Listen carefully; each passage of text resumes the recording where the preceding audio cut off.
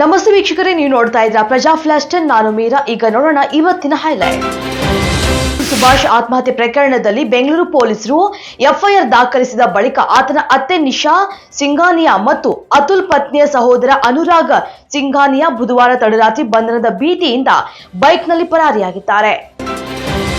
ಮೈಸೂರು ರಾಜವಂಶಸ್ಥರ ಕುಟುಂಬದಲ್ಲಿ ಮೈಸೂರು ದಸರಾ ಸಂಭ್ರಮದಂದು ಯದುವೀರ್ ಒಡೆಯರಿಗೆ ಎರಡನೇ ಮಗು ಜನಿಸಿದ್ದು, ಇದೀಗ 2 ತಿಂಗಳ ಬಳಿಕ ಅದ್ದೂರಿಯಾಗಿ ಮೈಸೂರಿನ ಚಾಮುಂಡಿ ಬೆಟ್ಟದಲ್ಲಿರುವ ಚಾಮುಂಡೇಶ್ವರಿ ದೇವಸ್ಥಾನದ ಆವರಣದಲ್ಲಿ ಅದ್ದೂರಿಯಾಗಿ ತೊಟ್ಟಿಲು ಶಾಸ್ತ್ರವನ್ನ ನೆರವೇರಿಸಲಾಯಿತು.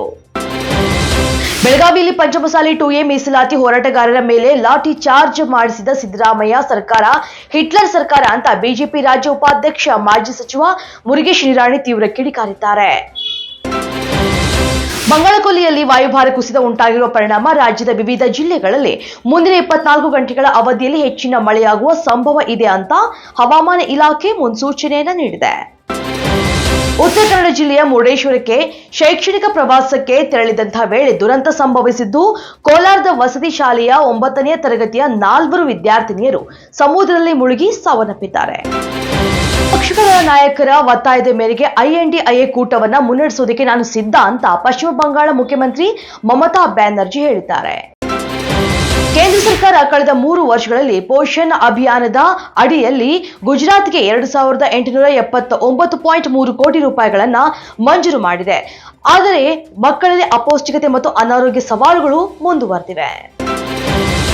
ಇನ್ಮುಂದೆ ಅಮೆರಿಕದಲ್ಲಿ ಜನಿಸಿದ ಮಾತ್ರಕ್ಕೆ ಅಲ್ಲಿನ ಪ್ರಜೆಯಾಗುವುದಕ್ಕೆ ಸಾಧ್ಯವಿಲ್ಲ ಮತ್ತು ಎಲ್ಲರಿಗೂ ನಾಗರಿಕತ್ವ ಸಿಗುವುದು ಕಷ್ಟವಾಗಲಿದೆ ಎನ್ನಲಾಗಿದೆ. 150 ವರ್ಷಗಳ ಇಂತಹ ಪದ್ಧತಿಗೆ ಬ್ರೇಕ್ ಹಾಕೋದಿಕ್ಕೆ ಅಮೆರಿಕದ ನಿಯೋಜಿತ ಅಧ್ಯಕ್ಷ ಡೊನಾಲ್ಡ್ ಟ್ರಂಪ್ ಮುಂದಾಗಿದ್ದಾರೆ. ಇಂಗ್ಲೆಂಡ್ ಯುವ ಬ್ಯಾಟರ್ ಹ್ಯಾರಿ ಬ್ರೂಕ್ ದೇಶ ಬಾಂಧವ ಅನುಭವಿ ಬ್ಯಾಟರ್ ಜೋ ರೂಟ್ ಅವರನ್ನ ಹಿಂದಿಕ್ಕಿ ICC ಟೆಸ್ಟ್ ಬ್ಯಾಟಿಂಗ್ ರ್ಯಾಂಕಿಂಗ್ ನಲ್ಲಿ ಅಗ್ರಸ್ಥಾನಕ್ಕೇರಿದ್ದಾರೆ. ಬೌಲರ್ ಮತ್ತು ಆಲ್ರೌಂಡರ್ಸ್ ರ್ಯಾಂಕಿಂಗ್ ನಲ್ಲಿ ಭಾರತದ ಜಸ್ಪ್ರೀತ್ ಬೂಮ್ರಾ ಮತ್ತು ರವೀಂದ್ರ ಜಡೇಜಾ ನಂಬರ್ 1 ಪಟ್ಟ ಕಾಯ್ದುಕೊಂಡಿದ್ದಾರೆ. ಟಾಲಿವುಡ್ ನಟ ಅಲ್ಲು ಅರ್ಜುನ್ ಅಭಿನಯದ ಮತ್ತು ಖ್ಯಾತ ನಿರ್ದೇಶಕ ಸುಕುಮಾರ್ ನಿರ್ದೇಶನದ ಪುಷ್ಪ 2 ಚಿತ್ರ ಮತ್ತೊಂದು ದಾಖಲೆಯನ್ನ ಬರೆದಿದ್ದು, ಚಿತ್ರ ಇದೀಗ 1000 ಕೋಟಿ ರೂಪಾಯಿಗಳ ಕ್ಲಬ್ ಸೇರಿದೆ. ಇದಿಷ್ಟು ಇವತ್ತಿನ ಪ್ರಜಾ ಫ್ಲಾಶ್ 10. ಇನ್ನಷ್ಟು ಅಪ್ಡೇಟ್ಸ್ಗಾಗಿ ನೋಡ್ತಾ ಇರಿ ಪ್ರಜಾಧ್ವನಿ ಟಿವಿ.